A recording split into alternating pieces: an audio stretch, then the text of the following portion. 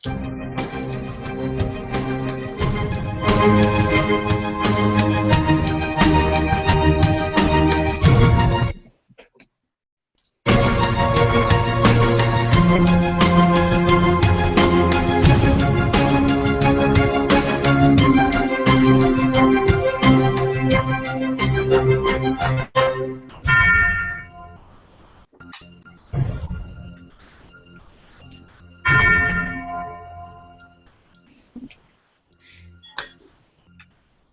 evening, everybody. Good evening. Good evening, Ken. Good evening. Hey. Welcome to Line Upon Line. It's the Sabbath, and we're going to explore what the Bible actually says about God's Word, not what you assume or not what you've been told all your life. So that's what we're here for tonight. So welcome again, and we start out with a joke from our leader, Dr. Riggs. Okay, this is called A Vote for Heaven or Hell.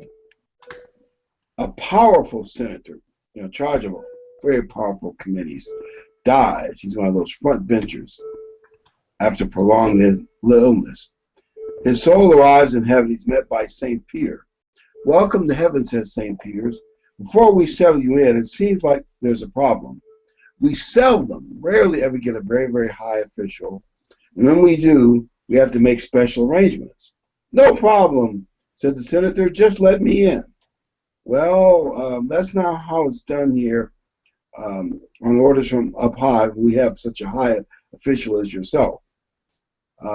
You actually have to choose. The senators, what do you mean? You've got to choose between heaven and hell.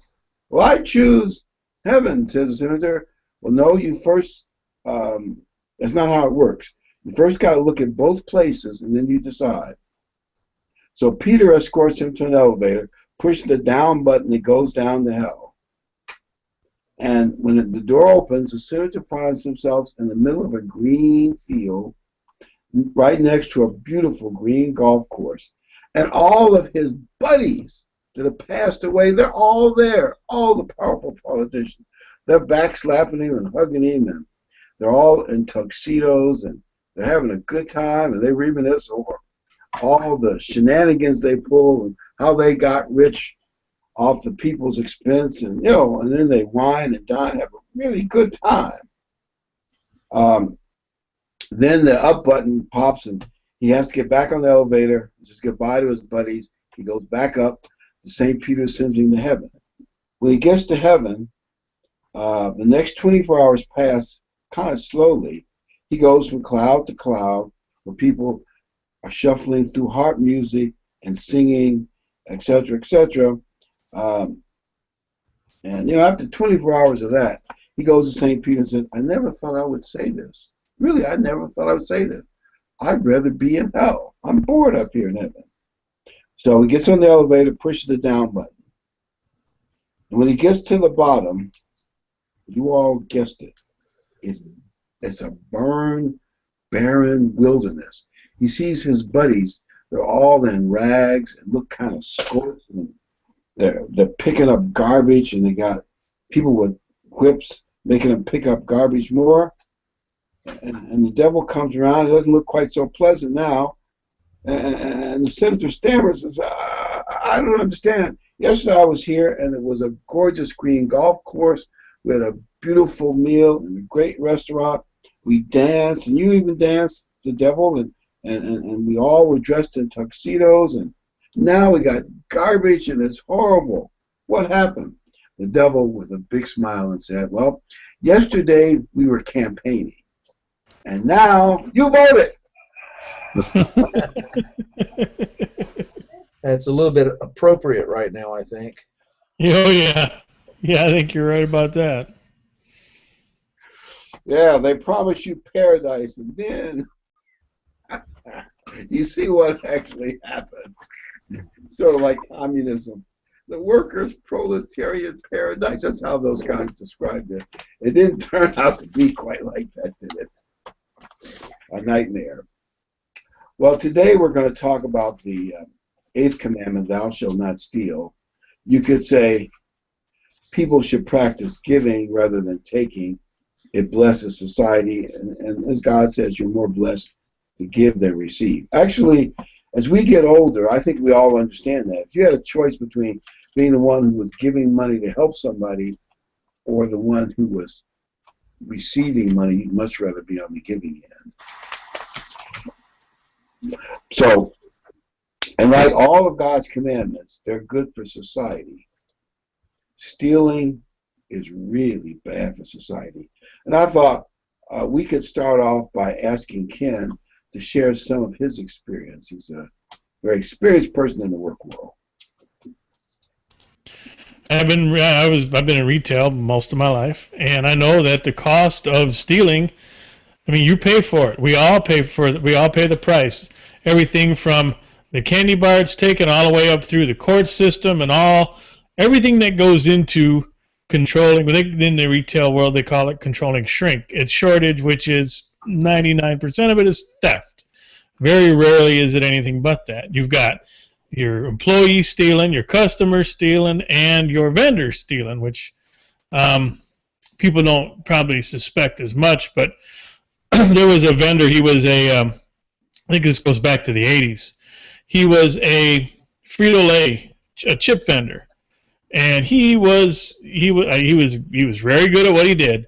And he was so good, he quit Frito-Lay, or the chip company he worked for. He quit the chip company, and he went and made videos on how to catch your vendors stealing, because he was such a good thief. So he's made big money training people on how to catch thieves like him. I mean, it's just so much effort. So much of the energy in the economy goes into stopping theft or controlling theft. Everything from you having to count things every shift to make sure they haven't disappeared, to, all the check-in procedures, all those things, if you're in retail, are there to control theft. And it is a huge amount of money. People's bonuses are tied to whether or not they can control theft. So you could cost people bonus money. I mean, their earning and their livelihood are directly tied to how much society steals from them. And it's just a whole lot of effort goes into it. That could be a lot of energy could be put in a whole different, more productive direction, because there is no production in controlling theft. That's just defense. But it could go into a much more productive, endeavor than preventing stealing. It's a shame how much effort has to go into preventing it. But it is a huge problem in this society.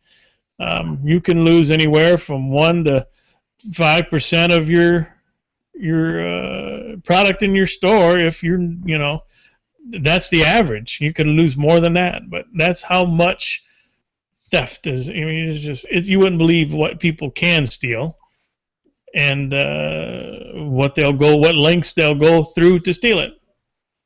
I've seen a lot of theft over the years, so I can tell you, I've seen just about anything from TVs to wine bottles down pant legs, and you name it. I've seen a lot of theft. What gets me as an employee that steals from the company he's working from, if the other employees are doing it as well, they break the company and now they're unemployed. They've done themselves no favors. They don't think that. They don't think like that. They only think what they can get, and then they justify it. The problem with this theft is they justify it in their head. Look, I'm only making whatever, $8-9 an hour. Well, I can make $12-14 an hour if I steal. Or maybe they don't think of it that way. Well, I'm just going to have a candy bar. I deserve it because so yelled at me, or I'm going to eat my sandwich, and they call that grazing, where just employees go out into the store and just eat and drink whatever they want just because they think it's owed to them. 30 years ago, I went shopping with this guy and his kids, and I don't know, I was doing something with him. He said, "Hey, I got to stop at the store." So I said, "Yeah, I went in the store," and he's walking around. He's got a couple of his kids, and he goes and gets a big bag of grapes and sets it on the basket. Has one kid in the basket standing, one in the thing, and the kids ate the grapes as he pushed one around the store, and they just threw the bag down when they were done. And I was mortified. I couldn't believe this guy did that. A guy that I thought was a straight-up kind of guy. And he's like, "No, it's built into the cost. Those grapes were free to them." built into the cost. They were free. Nobody had to pay for those, grow those, transport those, spray those, clean those. I didn't go shopping with him again. I would think You not. get in trouble. You were the one they caught. Built into the cost, though, brings up a point. Let's say if you live in a town or a neighborhood that's high theft, high shoplifting, high crime by employees out the back door, stealing out the front door, and other criminal problems, it is in the cost of doing business. The cost of doing business is higher and higher and higher than it would be somewhere else. And everybody who shops at that store has to pay the higher cost, which impoverishes everybody. It's just the opposite of what you think. And you think, what about the few lucky ones who steal something and get away with it? It's strange. When something easy comes, easy goes. I've just seen it. They luck up. Maybe they get some money they don't deserve. However they do it, it comes fast and it goes fast. And now they live in a place where everything is much more expensive than it ought to be, because God's laws have an automatic penalty. Plus, obviously, you get caught doing something that can ruin your job careers too. Once they get away with it once or twice, it's implanted in their mind that they can be successful at that, and that starts that career. That's a good point. That's what I tell people. The first time you told a lie, you were really little. You were probably 2, 3 years old. If you got away with it, it changes you. You're no longer the innocent you were. Just a little less. And then it becomes a little easier and a little easier. And that's stealing the truth. But it changes your mind. And then you run for president. Yes. And get elected twice.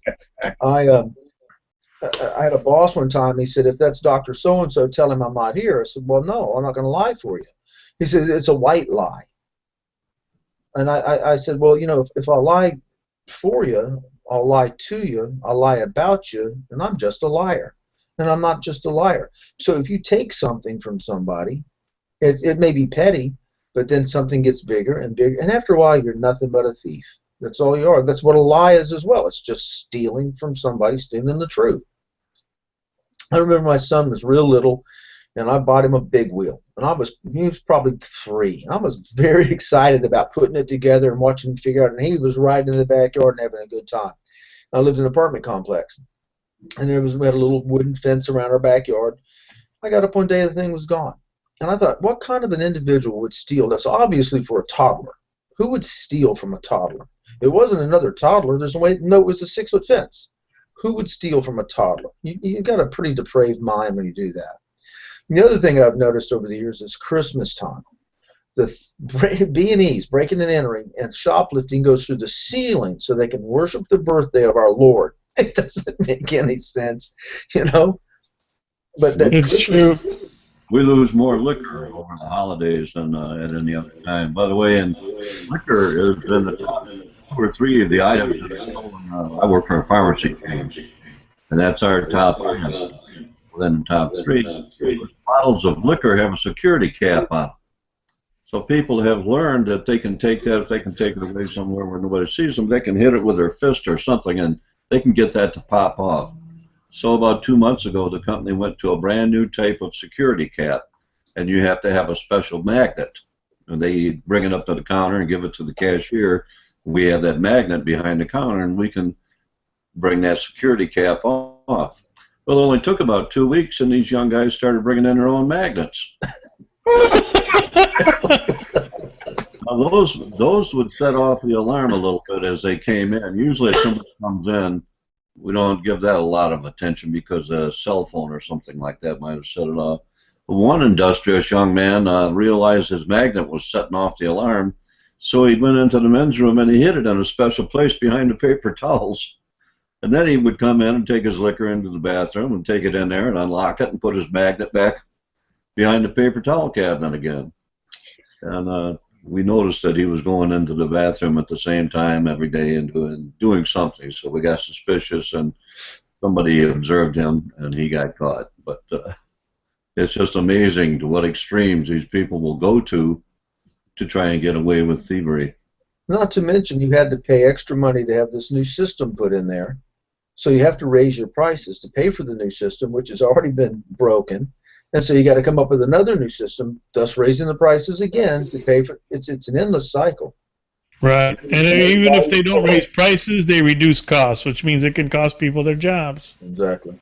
And if people use that much industriousness for something positive, at least some of them could do some very positive things instead of using their cleverness for crime.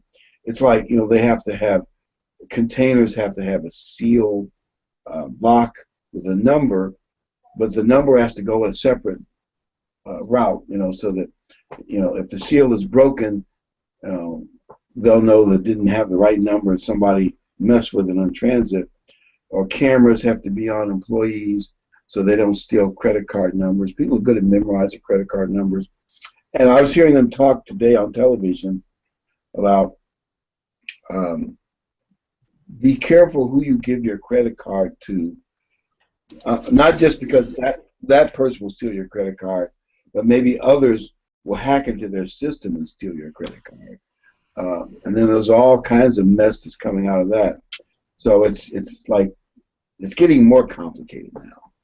There's Probably 17, 18 years ago, I had a man and woman that the lady was one of my students and her boy, and she married this man, and he was the maintenance guy at an apartment complex. He never told me, but he shared with another friend of mine that he would go in at night because he had keys to everything. If somebody called and needed something repaired in the middle of the night, he'd have to respond to that. And he would go in the office and he would go through the files and get everybody's credit card information and buy things and have it sent to vacant apartments, and then he would meet the mailman and say, oh yeah, they moved, I'll take that. And he was just buying stuff from people's credit cards who had trusted that their credit information would be okay at the apartment complex. And this guy had no problem with it. There's another point here that I wanted to make. Ken was talking about all the different people who steal, and one of the segments of thieves are the employees of a company.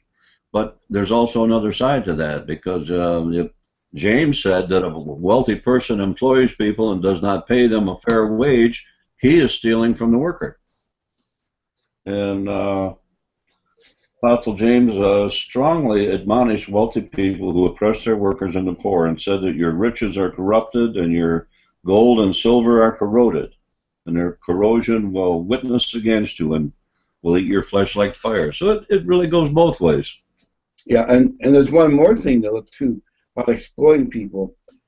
Like if you owe money to a small business, their accounts receivable is very important to them. They can't survive, 120 days without their payment. Unless you're destitute yourself.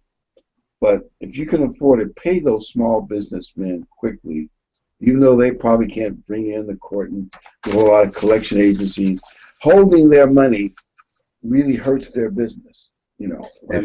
Holding the money that you could pay them, as well as them pay their workers. If you make a late payment, you are stealing money from that person. Yeah, unnecessary delay, because the money has to turn over. He has to pay his workers. You know what I'm saying? And a lot of times you don't think about it, but the small, medium businessman needs his payment in a reasonably timely fashion. I want to read the scripture. Matthew 6:25. Therefore I say to you, do not worry about your life, what you eat, what you will drink, or about your body, what you put on it. Is not your life more than food, body more than clothing? And he goes on to elaborate about things that people want. He says, God will take care of that.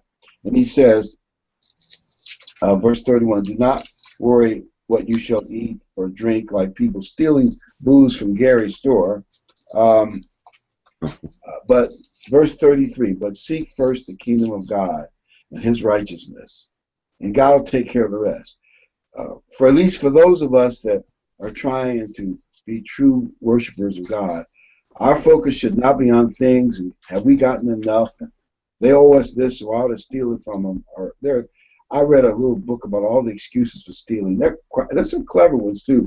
I had bad breaks in life. They owe me. I could go on and on. Instead of worrying about all that stuff, we should focus on spiritual growth and not on things. And another part of stealing that it's like everything else God says. If you're in a neighborhood where there's a lot of stealing from employees, shoplifters, that business will go out of business, and there'll be less jobs in that neighborhood, making the poverty even worse. There are some neighborhoods and towns where the only businesses that have survived all the stealing are liquor and cigarette stores. They have cages. I've even seen up where nobody can get in but one or two owners, usually from some faraway country. And they don't trust any regular workers. Everything's all locked up in cages, and they overcharge you for the cigarettes and liquor. But if you live there, unless you go far away, it's the only place you can get it. It's overpriced, and they treat you like bums. But there are neighborhoods where they have stolen themselves out of the market where there's nothing else but that. Yep.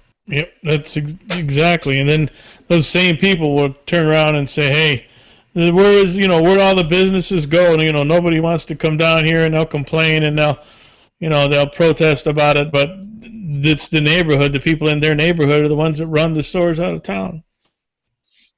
And a lot of small businessmen who used to be local community people, at least I've heard this in the past, they're some of the hardest ones hit by shoplifters. Some of it's jealousy, but some of it's just their convenient place to steal from. They will run them out of business. And they complain there's no businesses and jobs in the area. Yeah, there's no one left to steal from. They've all left. Was it Margaret Thatcher who said the problem with socialism, you eventually run out of somebody else's money? Yeah. That's it, yeah. That's pretty close to the quote, yeah. I mean, that's something else we could talk about. The government stealing from one bunch of people and giving it to another bunch of people. Another way of looking at it, too, is this: let's raise minimum wage to $700 million an hour. Then that's okay. I'm going to sell you that hamburger for $6 trillion. Them forcing you to pay out of your budget, and a lot of these companies like McDonald's and Burger King and these big companies, they have everything budgeted down to a science. They know what they need to pay the employee because they know what their purchase cost is. They know what the cost is for their electric. They know what it costs to run their drive-through. They know what it costs for taxes on each employee. They know what the cost is for product and for paper product and everything else. So when the government comes in and says, basically, I'm going to force you, I'm going to steal from you to make you give to an employee who's a kid, generally, a starter job or a retired person just doing something part-time to help out.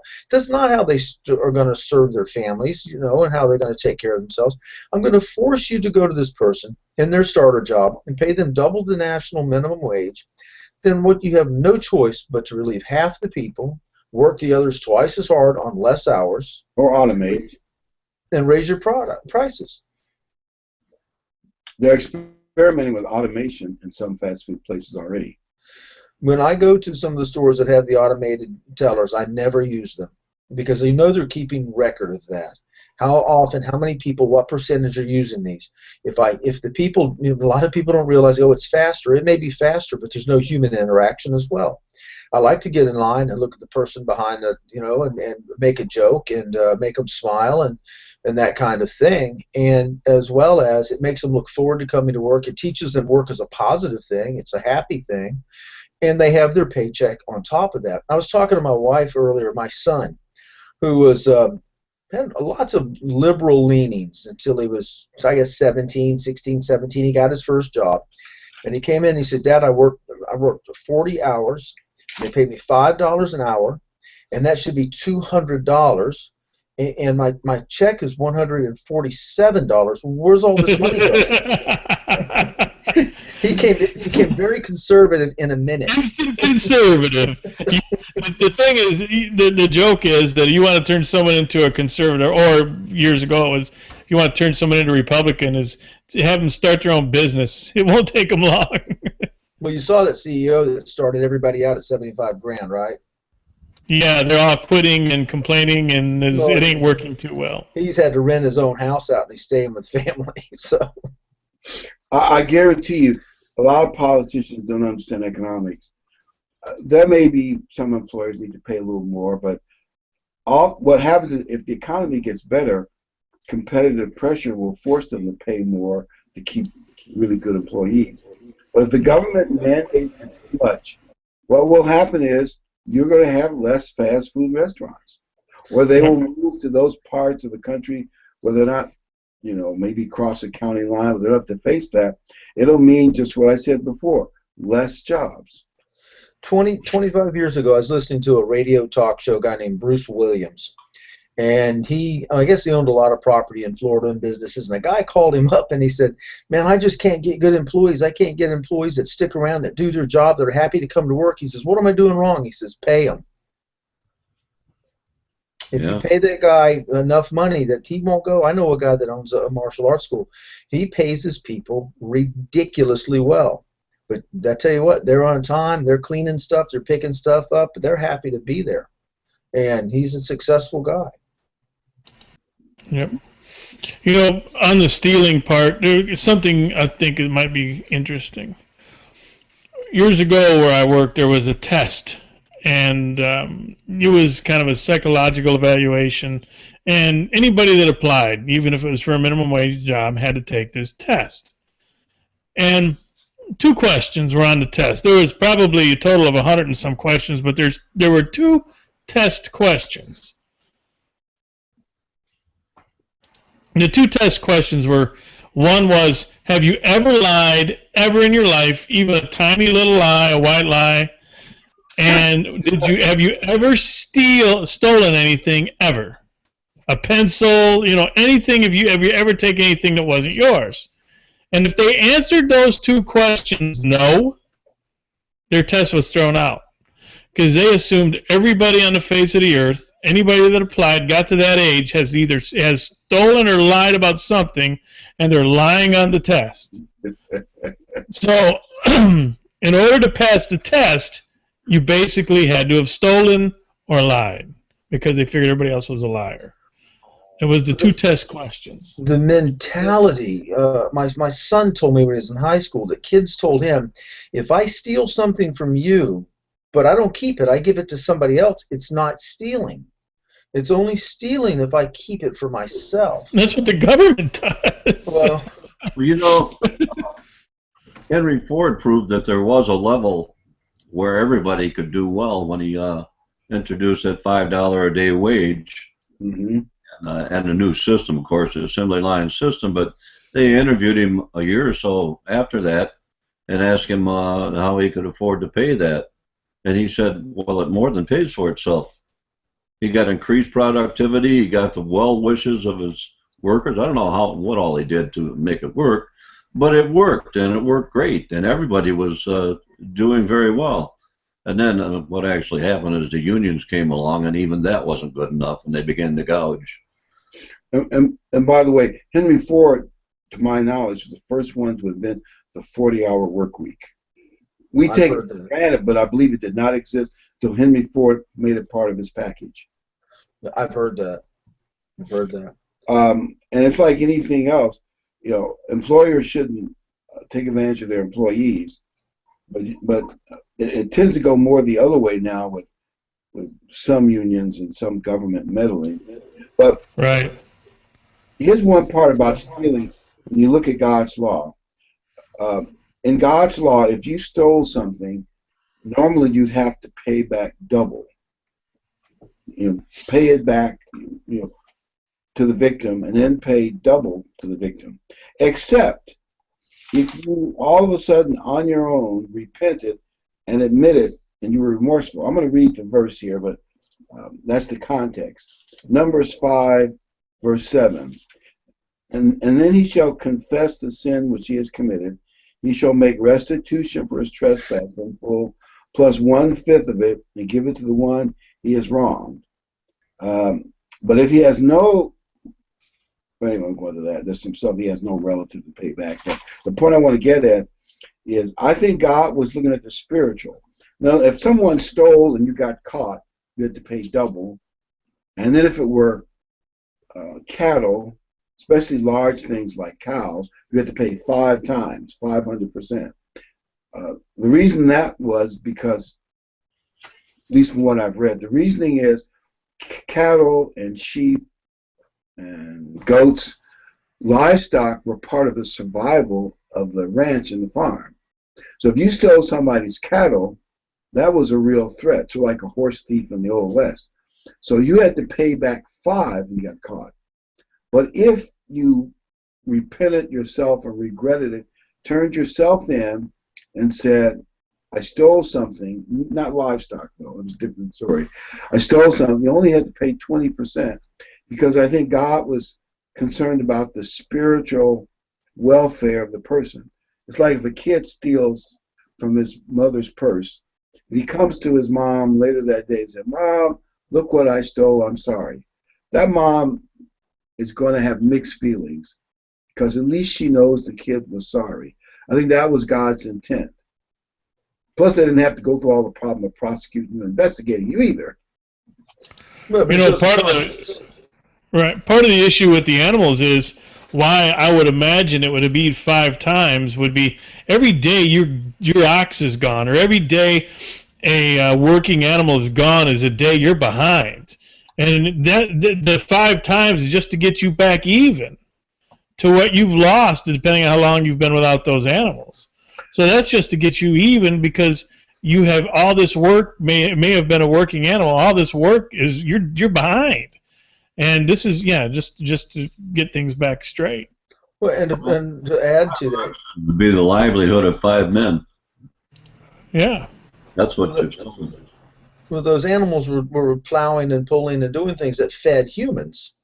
And we should have more value than a 4-legged beast. So when that animal, which is pulling a plow or moving things to build something, to build shelter or whatever, it's actually, when you steal it, jeopardizing the life of humans and maybe even the other animals which are needed to do their part. Because a working farm, everything has a place. And one writer said it probably takes more premeditation and planning to steal a bunch of cows or sheep or something, especially if you're then going to eat them or sell them. It's not like you just happen to walk in town and you saw a gold coin on a table and you grabbed it. Not that that is wrong, but I think I agree. Stealing somebody's cattle or sheep or horses takes planning and meditation. Even if you later roast it and eat it or sell it to somebody else so there's no evidence, it still takes premeditated evil planning. Right, and they hung them horse thieves back in the Old West days. Yes, you got the worst of it. Well, think about this: the horse thieves back in the day, they would hang those guys, and they set the example. When somebody carjacks you or steals your car, isn't that really similar? You use your car. Yeah, you could be without a job. I mean, you could lose your job. You lose your livelihood if someone steals your car and you don't have another way to get there. You don't have another option, and most of the people don't have another option. And you got kids to feed. You got an elderly parent to take care of. Let me ask this. Would you say that lazy people steal the productivity from others? Of course No. Yeah, I would say that's a good point. Yeah. I've heard jobs where the lazy workers told a new industrious one, slow down, man, you're going to make it bad for all of us.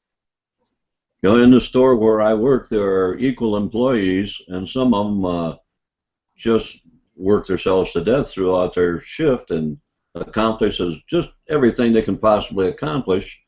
And they feel content because they've been able to do that, but there are others who are being paid the same amount of money who skate. And they put in their shift and leave without doing a third of the work that the other one does. And I'm only a part-timer. I only work 16 hours a week, so I'm not really involved into it too much, but I see it. I observe it. And that occurred to me as these people here are stealing the productivity of those people there. My youngest son played pro ball over the summer. And part of the deal with the team, because it was a minor league team, was after everything was done, they had to pick up the field and clean and this. And he said a lot of the guys got out there and they were proud to pick up the field. They were proud to make it look nice and be ready for the next game. And he said some of the other guys just kind of wouldn't do anything. And he said it hurt the morale of the team. And so he had to try to constantly, I think he might have been a little bit a year or two older than some of the guys, he had to constantly try to keep the morale up because these other guys are like, hey, I'm a ball player. I don't pick things up. I don't clean things. I don't pick up afterward. And that mentality, you know, that doesn't get them a second year on a pro team. We used to have one young fella that would, well, he would take a restroom break, but he would do it at the same time every day, and every day he was gone in there for about 35 minutes. You know, he could have watched an episode of Starsky and Hutch while he was in there, and he did that. 35 years ago, I'm working construction. 33, 4 years ago, I'm working construction. I'm busting my tail, you know, trying to figure it out. I'm a young man. I'm probably 20. And now you wonder why your back's broke. Oh, I'm telling you. And this fellow would disappear, and he'd run into the portal level. One day we're on the 5th or 7th floor, and he had been gone for some time in the portal. So long we'd forgot about him. He was in there doing drugs. And they hooked the portal lead up to swing it off the building to go clean it. And he was inside. And they sloshed him around real good, 5 or 7 floors in the air, and you could hear him screaming. But he was gone so long we forgot about. We were just doing his job because he was gone so long we forgot about him. He was stealing from you guys. He was making you work harder to cover for him. He was a Smurf coming out of there? He was a Smurf coming out of there, an unemployed Smurf. Even with all of that, though, you know, if you look at the history of the United States, for the greatest part of the time that the country has existed, we've been one of the most productive countries in the world. It's actually true. I've read some stories that, you know, there are problems like everything else, but for the most part, Americans have been industrious. And most people don't know that. It's been a pride for us that we, as a nation, a national pride. Man, there's schools now taking the American flag down because we don't hurt anybody's feelings because we've been blessed. Well, we were blessed because we did things God wanted us to do in the right way. And those blessings will go away. Our productivity has diminished along as Christianity has diminished. Absolutely. By the way, that's one of the surprises in the economy is that there's a productivity figure that has dropped.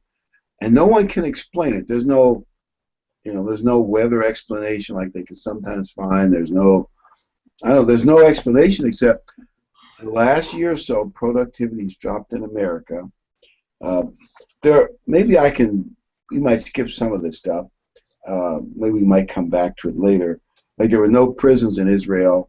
If you couldn't pay back stuff you stole, you'd have to be sold as a servant to work off your debt. Couldn't be more than 6 years, but you know, whatever they decided it took to work off the debt, which is certainly better than prison.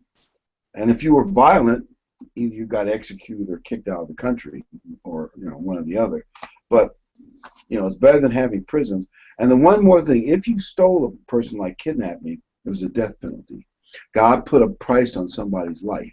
Even if you sold them to another country as a slave, you know, you got rid of the evidence. If they found out, you got the death penalty.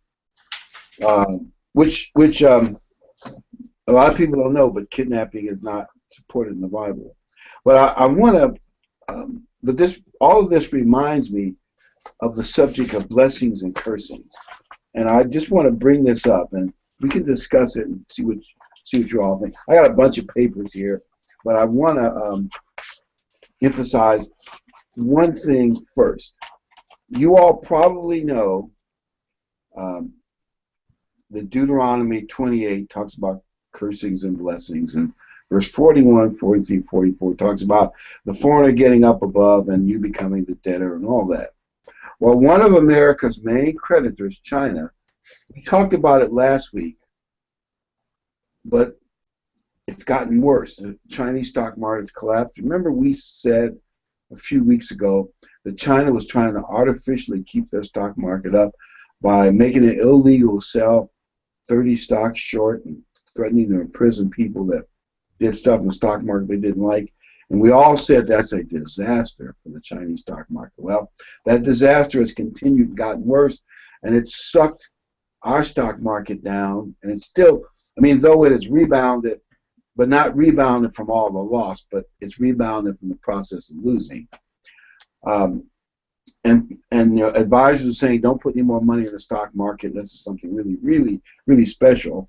But I read a bunch of articles in the Wall Street Journal to kind of get a feel of what these experts think. I realize experts could be wrong about blessings and cursings and financial things, but here's what they said. Got me thinking. They said America still has enough resources, and so do some other countries, that China's economic problems will hurt us, but it will not collapse our economy or cause a Great Depression. And our stock market will slowly come back. And if you're in it and you don't need the money right, hang in there. Your prices will eventually come back in a few years. Do you all think that's right? That it won't hurt us. It'll hurt us, but not in a real fatal economic way. We're going to make a comeback from this. That has been the usual cycle. But right now we're not in a usual situation, I don't think, with the economies of several large countries, like China hurting, and then some smaller ones in Europe, Portugal, Greece, and Italy, and that, and plus our 19 trillion in seen debt, 100 and some trillion in unseen, debt that we had that's on the books, but people don't track. All these things eventually have to catch up with us. Maybe not now, maybe 5-10 years, but eventually this stuff has to catch up. But that has been the cycle in the past. Hang on to it.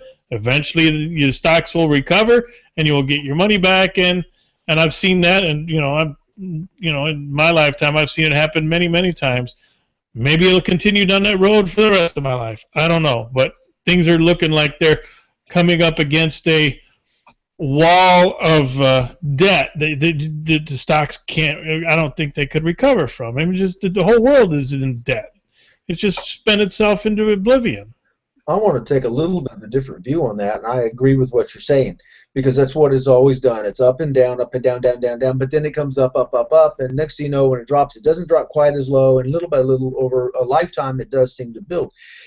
However, we have never had the lack of morality in the country, the pulling away from God that we've ever had. How is God going to bless us when we have the abortion, the gay marriage, and then now here's the deal. I got a brother they didn't want to let in the army because he could not do a perfect army push-up because he'd broken his wrist. But they'll give you a sex change. Okay, now that's not a malfunctioning person. I mean, and they can still be in the military. So that's a good point. That's a very good point. And I agree. The moral part is that one of the experts said, and they all have varying opinions. He said this up and down stuff that we've had. He said the baby boomers who have most of the wealth, they've seen too many of these bust cycles. They're not going to put money back in the stock market again. They're going to keep it out. And he says we'll never come. He doesn't think we'll go down, down, down. He said that even before the stock market turned around in America. But he says that the big bubble days, he says, are over. He says the Fed, they don't have any more tricks they can use. They artificially kept interest rates down too long. He says they want inflation so they can pay off the debt with inflated dollars, but the economy just refuses to grow enough to support inflation. It's really only 1 point some percent overall. The economy is just not what everybody thought it was going to be. Now, and I'm getting to another point that dawned on me when I was listening to Dan, one of the experts, talk about it. He said, and the Wall Street Journal said this too, America will survive this stock market collapse. And they said this Friday, before we made this.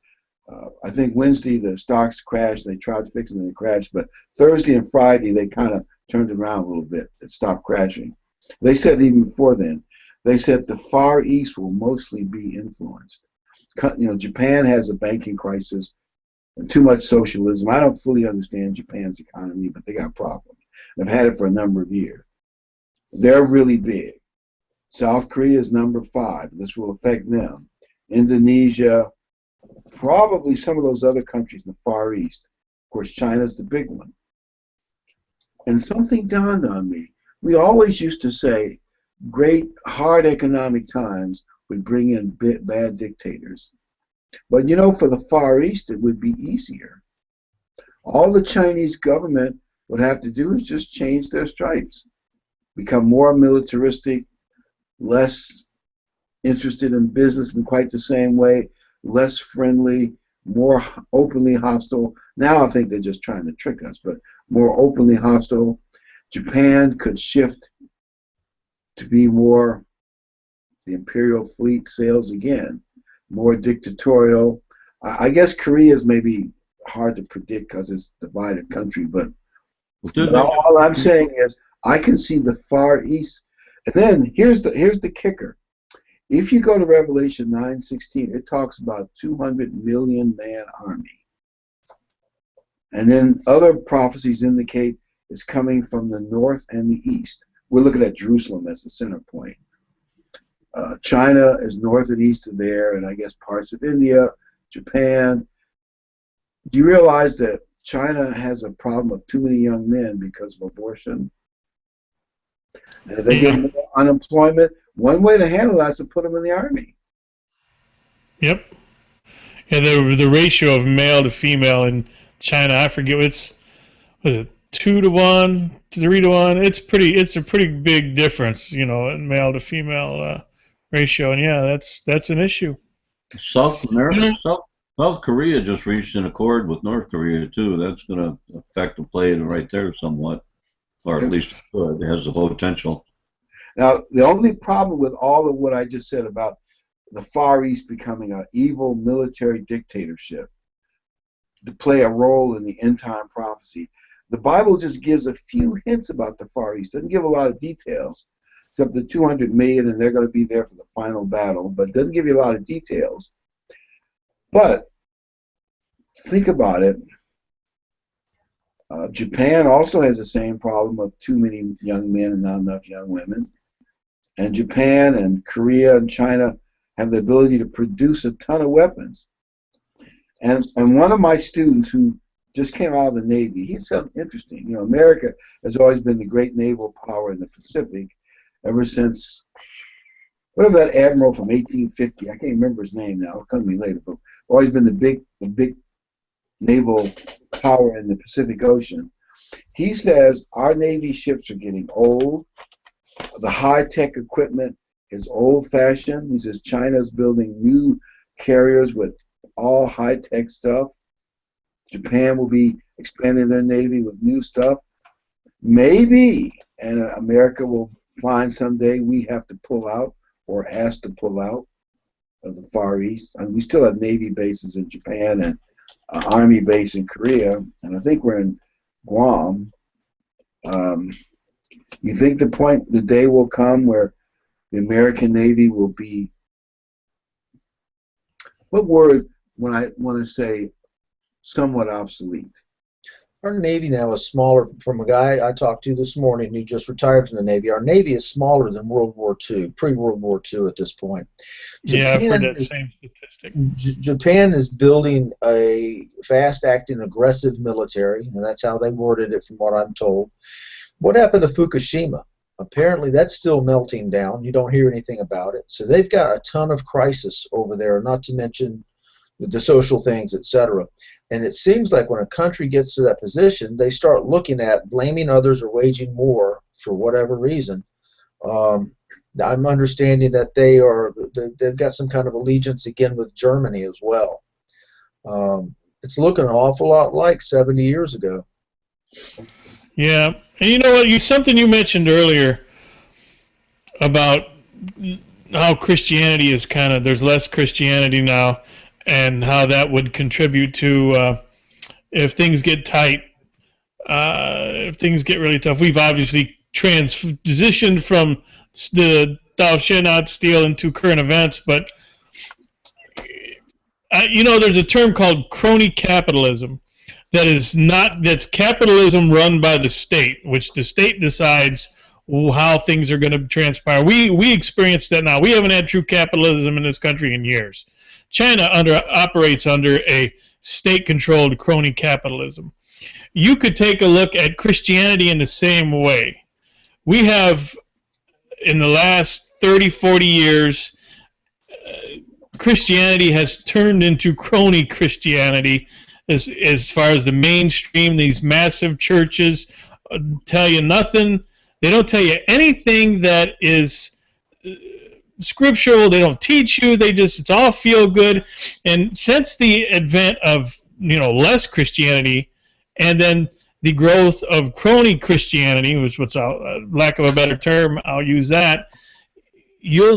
Everything else is dropping off in this country. Everything is going the other direction. So economy's failing.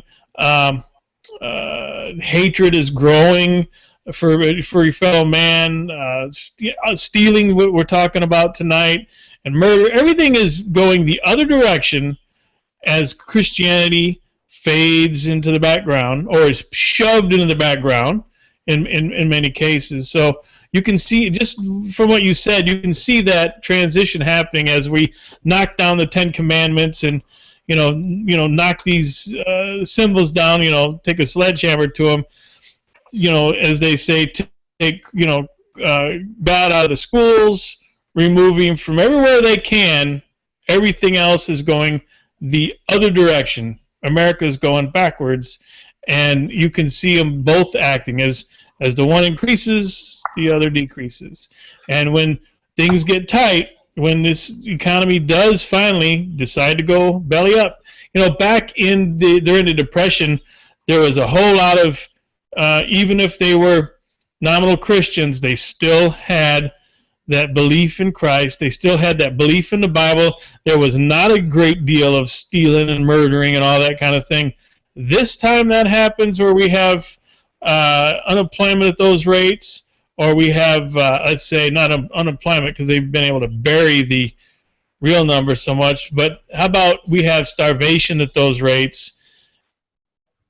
They're not going to be so nice. They're not going to decide that doing the right thing and trying to work your way into getting some kind of food or whatever. It's going to be chaos. There's no right and wrong anymore. One of my little kids' dads came in a couple weeks ago, and he asked me if I knew, and I'm not going to say the preacher's name. If I'd heard of him, I said no. And I wrote his name on a paper, and I looked him up. And this guy has a mega church, and his mega church is open to mostly homosexuals. And because, who are we to judge them? And it's just a lifestyle, and they're beautiful people. And when you look at the guy's picture, that you can see why he's open to that. And he's telling them that you're Christian. This is being a Christian, and passing that plate and making money hand over fist, because there is no or very little Christian ethic left. And so tell them what they want to hear. As we itching ears, as the scripture is, as we pull away from God, we pull away from blessings, and then we put ourselves in a lion's den. Daniel was thrown in the lion's den, but he was close to God, no big deal. But when you don't have a relationship with God, go up to the New York Zoo and jump in the lion's den and see how it goes for you. And that's what we're doing as a nation. Right down to giving Iran nukes. Oh, they wouldn't do it. It's against their religion, this guy says. And that's kind of that's what we're going for tonight. We're basically talking about one of the 10 Commandments. We've been covering them all for weeks now. But breaking these commandments push you further away from God. They push you further away from His protection. Keeping them, praying, learning, studying is what keeps you close to God and gives you the protection you're going to need to get through what may be coming down the line soon. And what's already here soon. I mean, look at those two people at that TV station this week, right? Live on the air. Unbelievable where we've gone. And then the whole social media aspect of it. Now that that's happened, you're going to see a lot more of that stuff, I'll bet you. Somebody will have to outdo him and film what they do and put it up on Twitter or whatever. But that's the society we live in. And staying close to God. The God of the Bible, not the God that the Sunday preacher tells you about that do not understand that they should be there on the Sabbath. That is what's going to get us through the times that are coming soon. I had some people in a class I taught today, and they said, I told them that at one time I sold guns. I had a gun store. And I told them that I got all this information from the government. They wanted me to profile my customers and deny some of them. How do I look at somebody and go, well, you don't seem right to me. I'm uncomfortable selling you a gun. Suddenly, it's because of their race or their religion or because they're homosexual or whatever. Now I'm in trouble for being a bigot. So how do you profile somebody and say, I'm uncomfortable selling you a gun because you strike me as strange? This fellow, nobody at first wanted to say this fellow that killed these people was a homosexual. They don't want to also say that he also was way pro-Obama. To me, that shows me two mental disorders. Oh man, you guys. Two mental disorders. So if I were a gun salesman, I'd say, how do I say, you know what, you seem different to me. I'm uncomfortable selling you a gun. Now I'm going to have a lawsuit. I'm going to go out of business for trying to do the right thing. So this guy sells him the gun, and then he videotapes himself. He shot the cameraman. I don't know if he had a beef with him. He shot the lady. I don't know if he had a beef with her. Why would he shoot the lady that was being interviewed? Who was she? He didn't know her because he had murder in his heart. That's what it comes down to. By the way, speaking of penalties from the government, there was a big court decision, even worse than what the IRS wanted. It's another penalty against marriage, tax penalty. There are a whole bunch of them, and the judges, our liberal judges, are pushing more in that direction, where getting married makes you pay more taxes. And it's like the government is robbing you, or at least putting financial pressure on you when you do the godly thing. It's like spiking a jury for bad things. Also, another ruling came out of a federal judge, a lady in Kentucky, where there are plenty of other court clerks who could do the gay marriage thing. She said, but it's against my religion.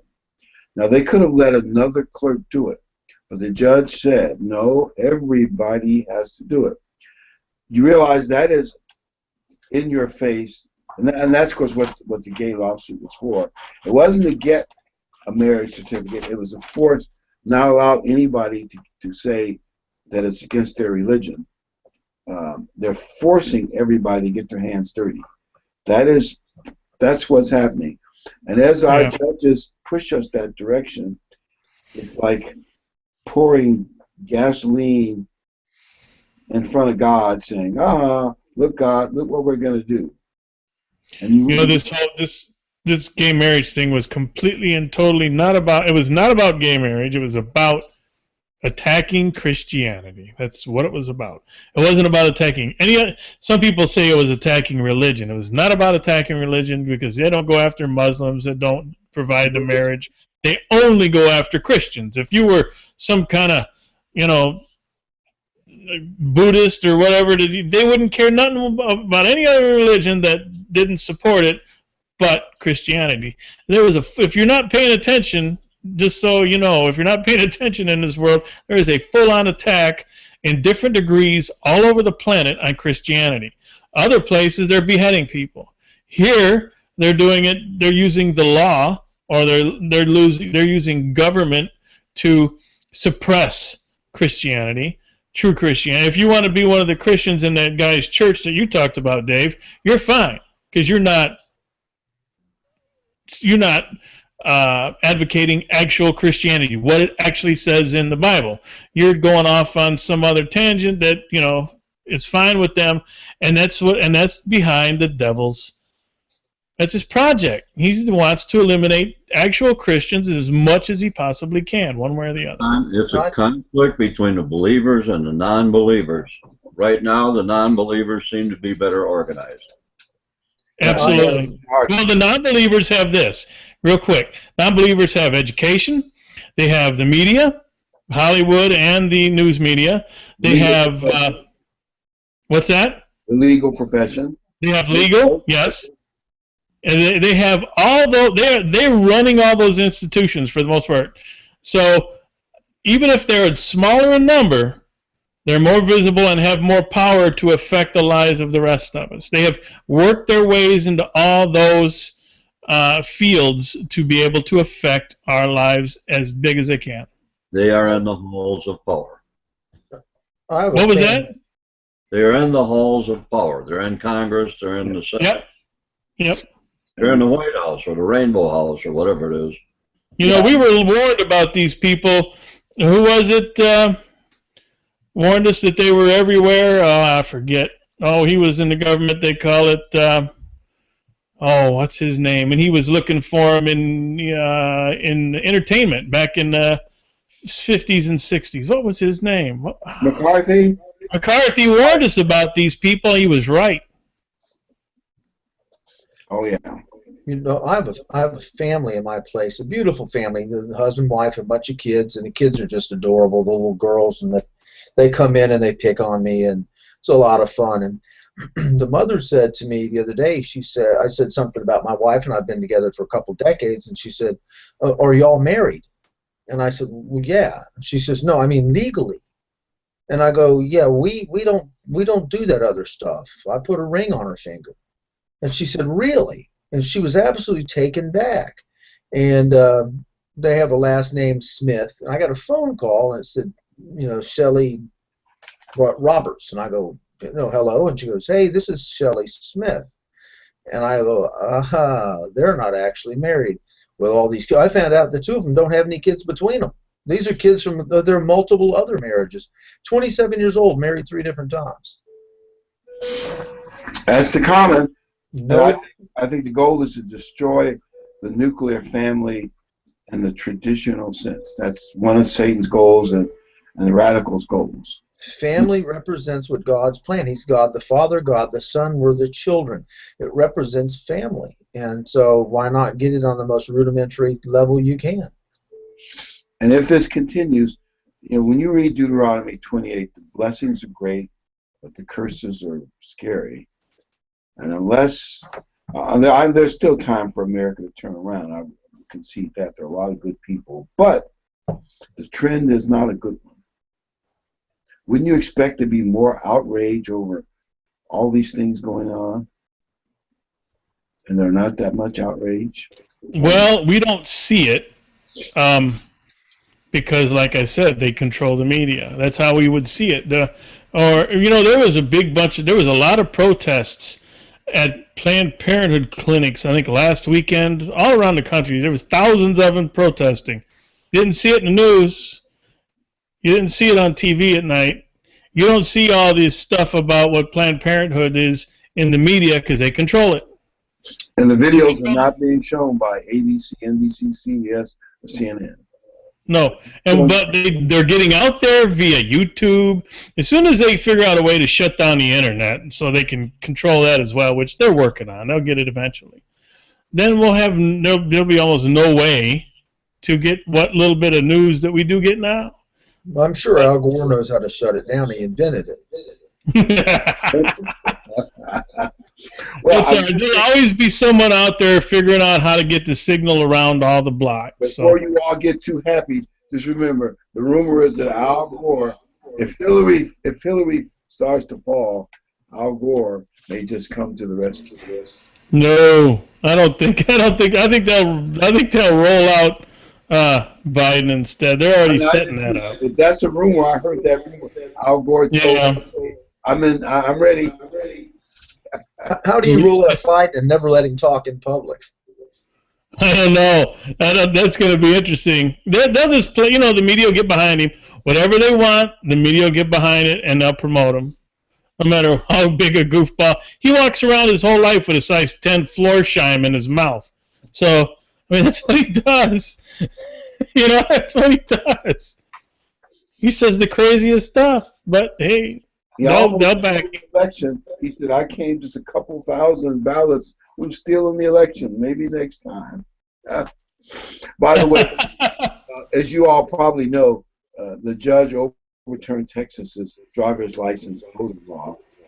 I've seen that too, which means the only reason you would do that is you want to make it easy for bums and illegal immigrants to vote.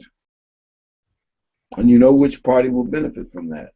That's you got to show driver's license to buy a keg of beer, but you can vote on, and just by, at least in this state, with just utility bill. Yeah, well, I pay rent.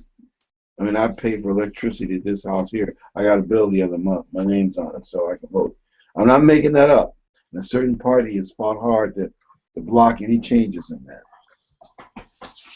I wonder why. Well, at any rate, it looks like we're moving toward those curses, and I would not be surprised if in the future, in a few years, the Orient becomes a military evil alliance of some sort. Yeah, maybe North Korea will do something stupid over there to bring a lot of the Asian countries together to kind of shut it down and stop it.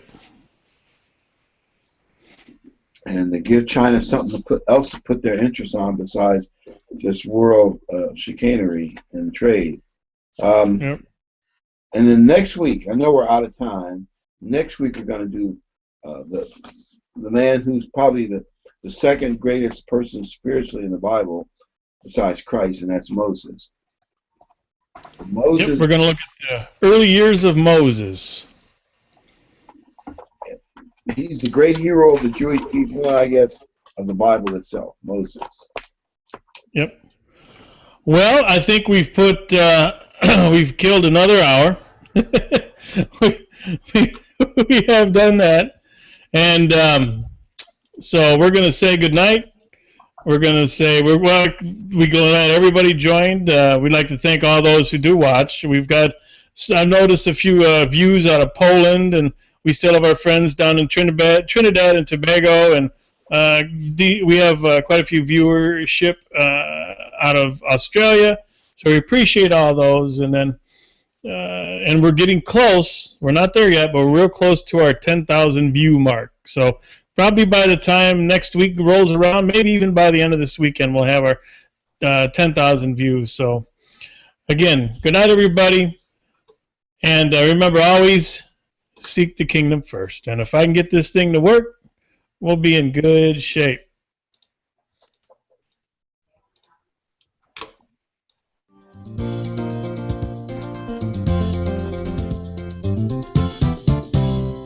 We're happy you could make it. So glad you are here.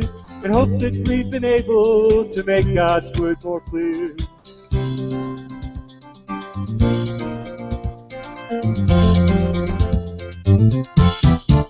Until next time, may God be with you in everything you try. But for now, till next week, we have to say goodbye.